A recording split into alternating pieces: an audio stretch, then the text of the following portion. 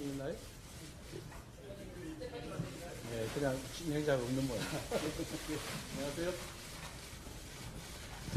이 대표님께서 제가 먼저 말씀드리라고 양보해 주셔서 제가 먼저 말씀드리겠습니다. 국민 여러분, 좋은 휴일 보내고 계십니까? 기록적인 폭염에 얼마나 힘드셨습니까? 국민의힘 당대표 한동훈입니다. 이재명 대표님께서 당대표가 되신 후에 민주당의 회의실에 걸린 백보드의 슬로건을 제가 봤습니다. 새로운 민주당, 다시 뛰는 대한민국. 제가 당대표가 된 후에 국민의힘 회의 백보드로 건 슬로건은요. 차이는 좁히고 기회는 넓히고입니다. 과거 전통적인 기준으로 보면 오히려 양당의 슬로건이 서로 바뀐 것 아닌가 하고 생각하실 분들도 있을 겁니다. 제가 격차 해소를 말하고 이 대표님께서 성장을 말씀하십니다. 이것은 국민의힘과 민주당 모두 전통적인 지점을 확장하여 상대를 향해서 움직이려는 노력을 시작하고 있다는 것을 보여주는 것이라고 생각합니다. 여야 대표의 회담이 자그만치 11년 동안 열리지 못했다고 합니다. 대표끼리 만나지도 못할 정도의 극단적인 대치 상황이 그렇게 오래 지속되었던 겁니다. 11년 만에 열리는 이번 여야 대표 회담이 이견을 좁히고 공감대를 넓히는 생산적인 정치, 실용적인 정치의 출발점이 될 수 있을 거라는 믿음이 있습니다. 자, 이제 우리의 정치로 국민의 문제를 해결해 봅시다. 민생이 무엇보다 우선입니다. 청년의 삶에 집중해야 합니다. 지금은 아무리 열심히 일해도 윗세대처럼 잘 살 수 없다고들 하십니다. 차이를 좁히고 기회를 넓히겠다는 우리의 정치적인 다짐은 열심히 일하면 잘 살 수 있다는 희망을 복원하겠다는 것입니다. 주거격차, 자산격차, 돌봄격차, 교육격차를 줄이고 좁히는 정치를 하자는 말씀을 드립니다. 자본시장의 밸류업 정책으로 자산 형성의 사다리를 더 많이, 더 쉽게 만들어야 합니다.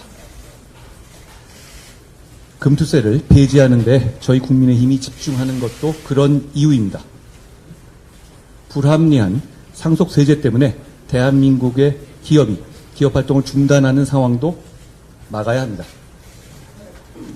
1대 99식의 국민대 갈라치기 정치 프레임은 개미 투자자들 모두가 피해를 보고 기업의 폐업으로 근로자들이 일자리를 잃는 냉혹한 현실 앞에 설 자리가 없습니다. 이 대표님께서도 금투세가 이대로는 안 된다는 인식을 갖고 계신 것을 저는 다행스럽게 생각합니다.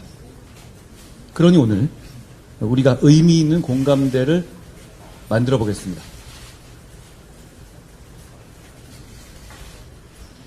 저출생 극복을 위한 법안들을 우선 처리하자는 말씀을 드립니다. 육아휴직 기간과 연령을 확대하고 배우자 출산휴가에 대한 급여 지원을 확대하며 임신기 근로기간 단축기간을 확대하는 내용의 가정양립법, 고용보험법, 근로기준법 등 저출생 해결의 패키지 3법, 그리고 인구위기 대응을 총괄할 인구전략기획부 신설이 그것입니다. 촉법소년 연령 하향, AI기본법, 반도체 특별법 등 지난 국회에서 처리되지 못한 국민의 안전과 민생에 관한 시스템 법안들도 우선 처리될 수 있어야 합니다. 민주당은 현금 살포를 민생 대책으로 말씀하십니다만 쓸 수 있는 혈세는 한정되어 있고 개인들이 느끼는 격차의 질과 수준이 다 다르기 때문에 모두에게 획일적인 똑같은 복지가 아니라 모두의 필요에 맞춰진 복지를 하겠다는 것이 국민의힘의 생각입니다. 내년 취약계층에 대한 지원금을 4인 가족 기준으로 연간 240만 원을 늘린 것이나 저소득 대학생이 월 20만 원의 주거 장학금을 신설하는 것, 연 240입니다. 사병 월급을 205만 원으로 늘린 것, 소상공인 지원 예산 역대 최대로 대폭 늘린 것도 그 실천이죠. 이런 민생 대책은 민주당이 주장하는 현금 살포처럼 일회성이 아니라는 점에서 더 효과적입니다. 그리고 무엇보다 정교합니다. 국민의힘은 그런 생각을 더욱 집중적으로 실천하기 위해서 격차 해소 특별위원회를 출범시켰습니다. 의료개혁도 결국 민생을 위한 것이라는 점을 말씀드리고 싶습니다. 다만 당장의 의료 공백에 대한 국민의 불안감을 해소하는 일도 우리 정치의 중요한 임무입니다. 당대표로서 의료개혁의 본질과 동력을 그대로 유지하면서도 당장의 국민들의 염려와 불안감을 해소하기 위해서 더욱 노력하겠다는 약속을 드립니다. 에너지 문제 해결에는 저와 이 대표님의 그 사이에서 주목할 만한 공감대가 있는 것 같습니다. 이 대표께서 에너지 이슈를 주요 정치 과제로서 말씀하셨습니다. 저는 당대표 출마 선언에서부터 에너지 정책에서 이념의 때를 벗기겠다는 말씀을 드렸습니다. 에너지 문제를 중시한다는 점에서 우리의 생각이 다르지 않은 것 같습니다. 대한민국의 저탄소 성장과 미래 세대의 먹거리를 위해서는 첫째, 저렴하게 전력을 공급할 전력망. 둘째, 세계 1위 원자력 산업의 새로운 도약. 셋째, 신재생 등 새로운 에너지원 개발을 통한 전력의 다변화가 필요하다고 생각합니다. 전력이 핵심인 AI 시대를 대비하는 길이기도 합니다. 다만 이 세 가지 모두가 정치 사회적 갈등의 진원지가 되어 왔습니다. 송전망을 확충하고 방패장 부지를 선정하고 신재생 에너지 발전의 터전을 정하는 일은 늘 사회적으로 어려웠고 정치적으로 가로막혀왔죠. 사회적 갈등을 해소하고 새로운 성장과 도약의 장애물을 걷어내는 일, 그게 정치가 해야 할 일이지 않겠습니까? 다행히도 이런 문제 해결에 대한 공감대를 여야의 대표가 이미 가지고 있습니다. 오늘 회담을 통해서 이 대표님과 제가 에너지와 관련한 이런 정치적, 사회적 갈등을 책임지고 해결하겠다는 다짐, 에너지 공동선언을 했으면 좋겠습니다. 정치개혁합시다. 불확실성의 영역인 정치에서 확실하다고 말할 수 있는 것은 많지 않죠. 그런데 이건 확실합니다. 국민은 정치개혁을 원하고 계십니다. 특히 국회의원 특권 내려놓기 정치개혁에 대해서는 진영을 불문하고 원하고 계시다고 생각합니다. 이 대표님께서는 과거 국회의원에 대한 국민 소환제를 도입해야 한다는 대선 공약까지 내놓으실 정도로 특권 내려놓기에 과감하셨던 입장이셨습니다. 불체포 특권, 재판 기간 중 세비 반납 등 이미 국민 여론이 충분히 공감하고 논의된 특권 내려놓기 개혁을 이번에는 반드시 실천해보자는 말씀을 드립니다. 그 외에도 남용되고 있는 면책 특권의 범위를 의정활동과의 연계가 적은 악의적이고 고의적인 범죄의 경우에는 법률로 제한하는 방안도 논의해야 합니다. 현재는 헌법의 테두리 내에서 법원의 판례로서 면책특권의 범위를 정하고 있는데요. 헌법의 범위 내에서 법률로서 그 한계를 명확히 정해서 반복되는 면책특권의 남용을 막을 필요가 있다고 생각합니다. 과거 이 대표님께서도 면책특권의 제한 필요성을 여러 차례 제기하셨기 때문에 양당 대표의 생각이 같은 지금이 면책특권 남용을 제한하는 추진을 하는 것에 적기라고 봅니다. 국민들께서 그걸 바라실 거라고 생각합니다. 법안의 강행 처리, 거부권, 재표결, 폐기, 그리고 재발의라는 이런 도돌이표식 정쟁 정치가 개미지옥처럼 무한 반복되고 있고 국회 탄핵 소추권의 남용과 처분적 입법의 남발이 헌법 질서를 위협하고 있습니다. 이런 악순환을 끊어내자는 말씀을 드립니다.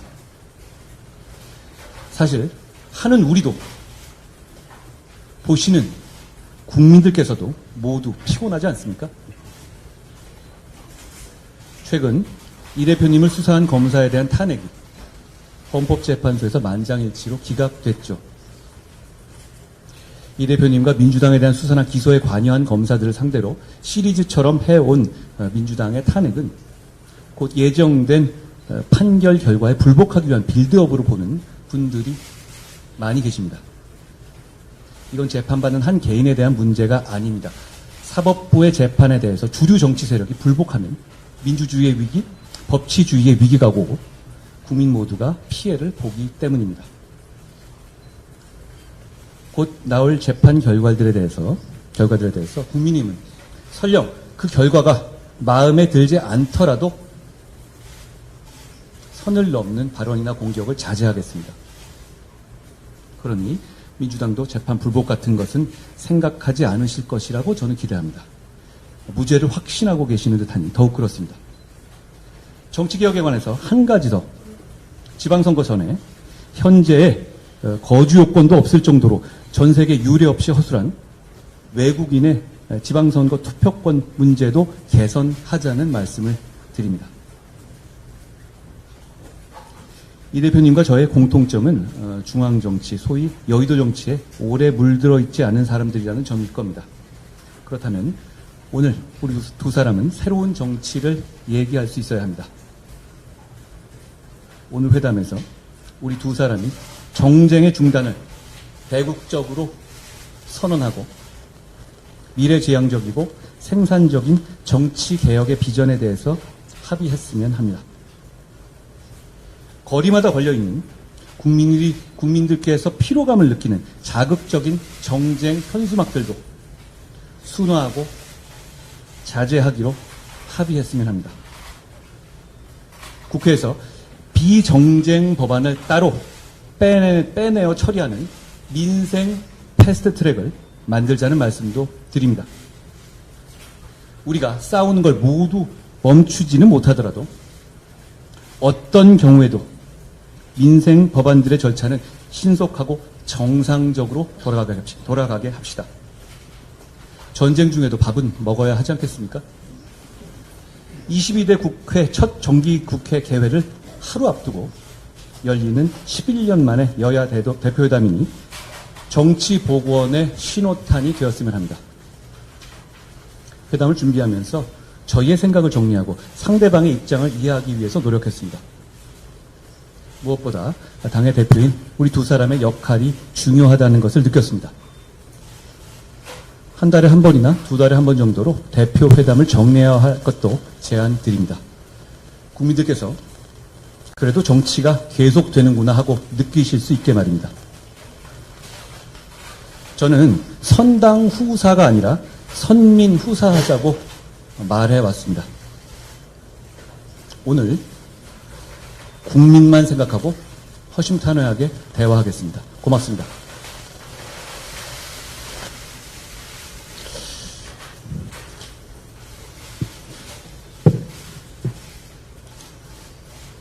네, 존경하는 우리 한동훈 대표님 말씀 잘 들었습니다. 우리 오늘 두 사람의 만남이 좋은 성과로 연결되기를 저도 기대합니다. 추석이 다가오는데 우리 국민들의 삶이 너무 어렵습니다. 거기다가 최근에는 의료 대란 같은 문제 때문에 사회적 불안도 너무 커지고 있어서 참으로 안타깝습니다. 고물가, 또 고금리, 또 실질소득의 감소, 경기의 구조적 침체, 그리고 사상 최대로 기록되는 임금체불, 거기다 자영업자 폐업까지 참으로 심각합니다. 가급적이면 우리 국민들의 더 나은 삶을 기획할 수 있도록 실효적인 의미 있는 회담이 되기를 바랍니다. 제가 생중계를 그렇게 선호하지 않은 것도 이게 여야가 만나면 서로 존중하고 동질점을 찾는 게 아니라 차이를 먼저 드러내고 공격하고 억압하고 이러다 보니까 사실 만나면 더 갈등이 격화되는 경우가 많았기 때문에 거의 만남이 없었던 것 같습니다.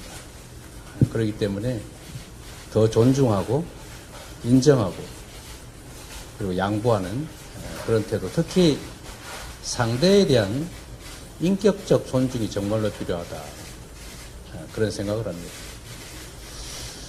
존중하지 않으면서 존중하는 척하고 상대에게서 뭔가 뺏어야 되겠다, 이런 생각을 가지고 얘기를 하게 되면 아무것도 이루어질 수가 없죠.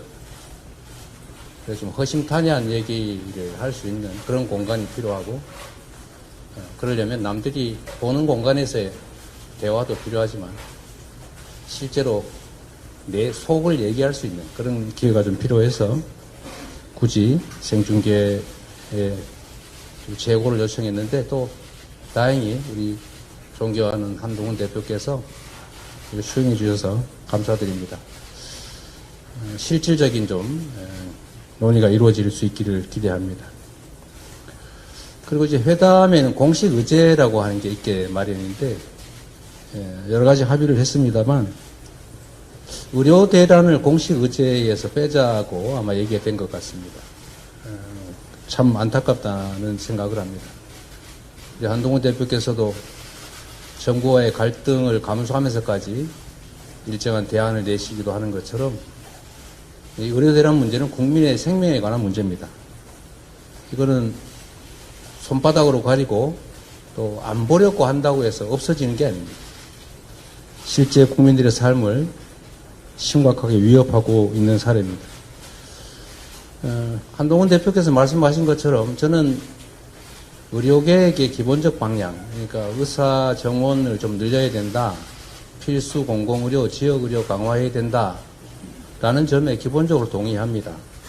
그러나 이 정책을 추진하는 과정에서도 이해관계가 부딪히는 집단들끼리 충분한 대화, 그리고 그 대화를 통한 양해, 타협이 반드시 필요합니다.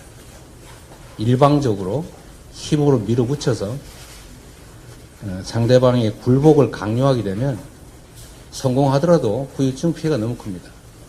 사회적 비용이 너무 크다라는 말씀을 드리고, 정책 수행이 지금처럼 거칠고 급하고 과해서는 결국 예상된 이런 부작용이 나타날 수밖에 없다는 것입니다. 그 부작용이 정말 세계 최고를 자랑하는 의료체계의 붕괴 위기를 불러왔고, 응급실 뺑뺑이로 안 죽어도 될 사람이 죽는 사고가 이미 작년 한 해 총 발생량을 이미 초과하고 있습니다. 얼마나 불안하겠습니까? 사실 저도 불안합니다. 갑자기 밤에 저나 가족들이 아프면 어디로 가지? 라는 생각을 하게 됩니다. 다치지 말자, 병들지 말자, 살아남자, 이런 얘기들을 우리 국민들이 농담처럼 자조적으로 하고 있는 이 현실을 반드시 정확하게 파악하고 가능한 실효적 대안을 마련해내야 합니다. 이 한동훈 대표님과 이 문제에 대해서도 충분한 대화가 이루어지기를 기대하고, 또 실효적 대책은 대화로 만들어낼지라도 일단 정확한 현상 파악, 문제의 인식, 토론, 대화, 공감대 형성을 위한 의료대란 대책이, 이걸 국회 내에서 여야 모두가 함께 좀 만들어서 해법을 좀 강구해보자는 말씀을 제가 드리고 싶습니다. 전 국민의 관심사이고 아주 오래 끌어온 가장 큰 현안이죠. 해병대원 특검법. 우리 한동훈 대표께서도 전 국민을 상대로 공언하셨습니다. 저는 그게 진심이라고 생각합니다. 그 진심이 지금도 바뀌지 않았을 것으로 확신합니다. 제3자 추천 특검으로 하자라고 말씀하셨습니다. 저희가 적극적으로 검토하겠다고 말씀드렸습니다. 또 조건을 하나 더 붙이셨는데, 증거 조작, 이것도 특검하자. 하시죠. 괜찮습니다. 저희가 수용하겠습니다. 이제 결단하셔야 됩니다. 입장이 난처한 거 이해합니다. 그러나 공당이란 또 국민을 대표하는 정치인이란 자신이나 개인 또는 주변의 특별한 문제 때문에 국민적 대의를 벗어날 수는 없는 것 너무 잘 아실 겁니다. 말씀하신 것이기도 하고 또 해야 될 일이기도 하고 그러니 이제 결단해 주시길 부탁드리고 또 뭐 소소한 조건들을 추가한다면 그 역시도 저희가 적극적으로 검토하겠다는 말씀을 드립니다. 전 국민에게 소비 쿠폰을 지급하는 전국민 민생회복지원금도 저는 적정한 선에서 우리가 대화로 타협했으면 좋겠습니다. 현금 지원이라고 말씀하시는데 좀 잘못 알고 계신 것 같고 이건 현금을 지원하는 게 아니라 특정 기간 내에 몇 개월 안에 쓰지 않으면 소멸하는 소멸성 지역 화폐, 즉 소비 쿠폰입니다. 해당 지역에서 소상공인 자영업자 골목상권에서만 쓸 수 있는 소비 진작책이다. 소득 지원 효과와 소비 진작 그리고 자영업자 살리기, 골목상권 살리기, 지방 살리기 그리고 경제 활성화를 통해서 세수 증대에도 도움이 되는 가장 효율적 정책이라는 말씀을 드리고 아마 이해하실 것으로 생각됩니다. 자꾸 균등 지원 말씀을 하셔서 저는 이게 복지 정책이 아니고 경제 정책, 재정 정책이기 때문에 세금을 더 많이 내는 사람을 역차별할 필요가 없다. 오히려 더 지원하지 못할 망정 가치는 지원해 줘야 되는 거 아니냐. 반사적 이익을 같이 누리게 해야 되는 거 아니냐라고 생각하는데 굳이 차등 지원, 선별 지원 하겠다면 그것도 저희가 받아들일 용의가 있으니까 적정한 선에서 협의해서 좀 지원하도록 했으면 좋겠다는 말씀 드립니다. 이건 역시도 간과할 수 없는 부분인데 최근에 이 독도 문제나 교과서 문제 또 일제 침략에 관한 문제들이 논란이 되고 있습니다. 국가의 구성에는 3대 요소, 영토, 주권, 국민이 있습니다. 그런데 영토를 부정하는, 독도 영유권을 부정하는 행위 또는 주권을 부정하는 행위, 즉 외국의 침략을 합리화하는, 미화하는 행위, 이것은 국가를 부정하는 그야말로 윤석열 대통령께서 자주 말씀하시는 반국가적 주장입니다. 이런 반국가적 주장에 대해서는 형벌을 과하는 것은 표현의 자유 측면에서 과하다고 할지 모르겠지만 최소한 공직을 맡기는 부적절하다라는 생각에서 공직 취임을 제한하는 법안을 저희가 준비 중인데 협조해 주시면 좋겠다는 그런 생각 가지고 있습니다. 정치개혁에도 많은 말씀을 해주셨지만 저는 국회의원의 특권 얘기도 중요하지만 상응하는 대통령의 소추권에 대해서도 같은 차원에서 접근해야 된다고 생각합니다. 이게 행정 독재 국가로 흘러갈 위험성이 매우 높습니다. 법 앞에 평등을 말씀하시던데 제가 보기에는 법 앞에 형식적으로 평등할지는 몰라도 검찰 앞에서는 매우 불평등합니다. 사람 따라 법의 적용이 완전히 달라지고 있습니다. 이런 측면에서 정치개혁은 심각하게 함께 논의하되 형평성 있게 심도 있게 논의하는 것이 꼭 필요하겠다 이 말씀을 드립니다.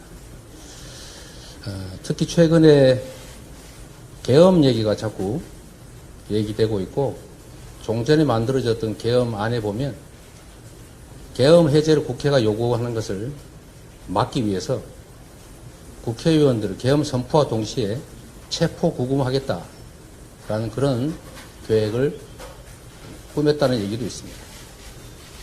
이거 완벽한 독재국가 아닙니까? 이런 문제에 대해서도 우리가 오히려 더 심각하게 고민해야 된다.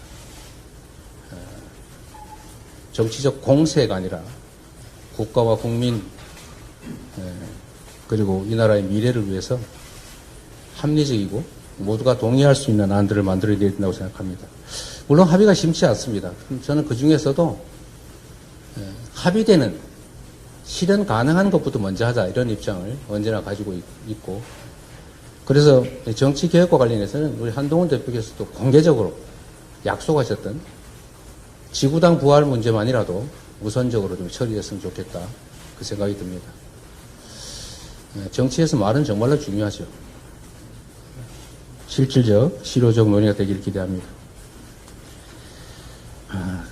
저는 정부도 정부지만 여당의 역할도 매우 중요하다고 보는데 지금 쌀값, 한우값 문제가 심각합니다. 이거는 결국 식량 안보 문제와 직결될 수 있는데 20만 원 쌀값 약속을 안 지켜서 현재 17만 원대까지 떨어졌는데 이러다가 대한민국의 식량 주권에 위협이 오지 않을 것 걱정됩니다. 실질적 대책을 좀 마련하길 기대하고 또 한편으로 RE100이나 탄소 국경세를 대비하고 또 미래 산업 전환에 대비하기 위한 재생에너지 기반 확충에 대해서 아까 또 말씀을 해주셨기 때문에 저는 가능한 실질적 합의를 끌어낼 수 있겠다는 기대를 합니다. 인공지능 시대를 대비하는 반도체 또 미래 과학기술 투자 역시도 함께 얘기해서 실질적인 대안을 만들어낼 수 있을 것으로 기대하고 함께 논의해 보겠습니다. 아까 금투세 말씀을 해 주셨는데 역시 이것도 저희가 함께 얘기할 수 있을 겁니다. 그런데 금투세는 금투세 자체가 목적이 아닙니다. 대한민국 주식시장이 비정상이기 때문에 세계 대부분의 국가들이 가지고 있는 금투세를 지금 적용하면 안 그래도 비정상인 대한민국 주식시장이 문제가 생길 수 있으니 이걸 좀 교정하자, 보완하자 이런 차원에서 한 얘기 아닌가 싶습니다. 막연한 세금 깎아주기는 아니라고 생각합니다. 그런데 이 비정상을 교정하는 데는 그 비정상 자체를 교정해야지 비정상에 비정상적인 대안을 만들어서 비정상 곱하기 비정상을 해서 정상 비슷한 상황으로 가자. 이건 옳지 않습니다. 그래서 주식시장 살리기 또는 주식시장 부스트업을 위한 정책들이 있어야 됩니다. 시장을 정상화하기 노력해야지 시장이 비정상이니까 비정상적인 대책을 내자는 것 적절하지 않다고 보고 시장이 정상화될 수 있도록 시장의 저평가 이걸 해결할 수 있도록 주주 보호를 위한 상법 개정, 주주 충실 의무 확대라든지 또는 소수 주주자 보호를 위한 제도 도입이라든지 이런 것들이 필요할 것 같고 또 ISA 제도, 소위 금융 투자 소득의 비과세를 하는 자산관리 계좌 이걸 대폭 확대해서 충분히 보완을 하고 난 다음에 또 금투세 지금 당장 시행하는 것은 정부 시책에 부족하면서 오는 측면이 강하기 때문에 일정 기간 대폭 완화해서 시행하는 방안도 한번 검토해 보면 좋겠다. 함께 논의해 보시면 좋겠습니다. 생각과 입장이 달라도 대화와 타협을 통해서 국민의 삶을 개선하는 게 바로 정치입니다. 서로 존중해야 되겠죠. 인정하고. 그리고 가짜뉴스, 거짓말로 상대방을 음해하거나 또는 폭언하고 비방하거나 이러면 대화가 안 됩니다. 잘 보시겠지만 저는 특정 개인 비방 잘 하지 않습니다. 그 대화를 막기 때문이죠. 대화와 타협이 일상이 되는 정상적인 정치를 복원하기를 기대합니다. 우리 단 대표께서 지금 말씀하시는 것처럼 민심을 존중하고 국민 중심의 또 국익 중심의 정치를 하시면 적극적으로 협력하도록 하겠습니다. 또 한 가지 좀 말씀을 드려야 되는데 이 측면에서 여당이 하는 일은 아니겠습니다만 이 정치라고 하는 게 죽고 죽이는 전쟁은 아닙니다. 상대도 일정 정도를 얻고 나는 그보다 좀 더 얻겠다. 또 다른 것을 얻겠다. 이렇게 하는 게 정치죠. 제거하는 게 가능하겠습니까? 그런데 최근에 이 전 정권에 대한 정치 보복이라고 볼 수 있는 그런 과도한 조치가 좀 많아지는 것 같습니다. 이런 것들이 결코 실정이나 또는 정치의 실패를 덮지는 못한다라는 말씀 드립니다. 지난 본회의에서 여야 합의를 통해 전세 사기 특별법 같은 민생 법안 처리가 됐습니다. 숨통이 좀 트였습니다.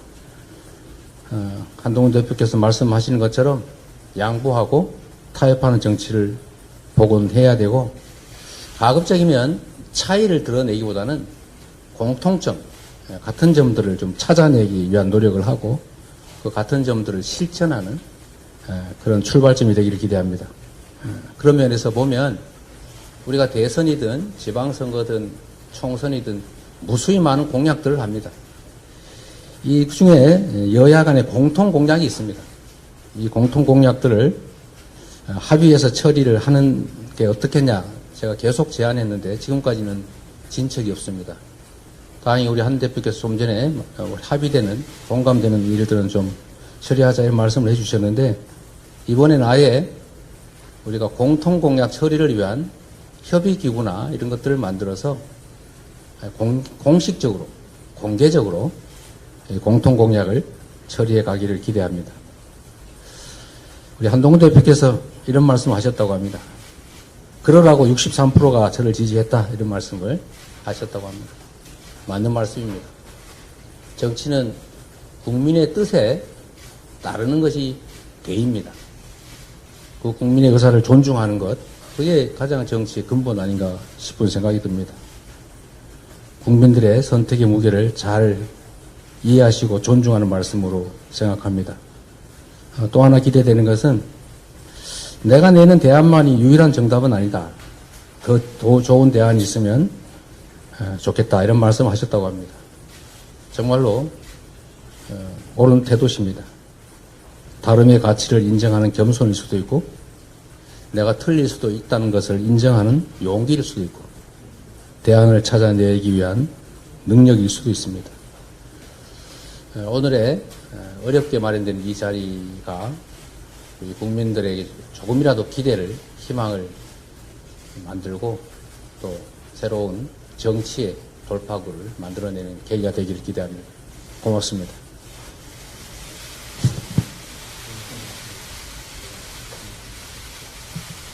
네.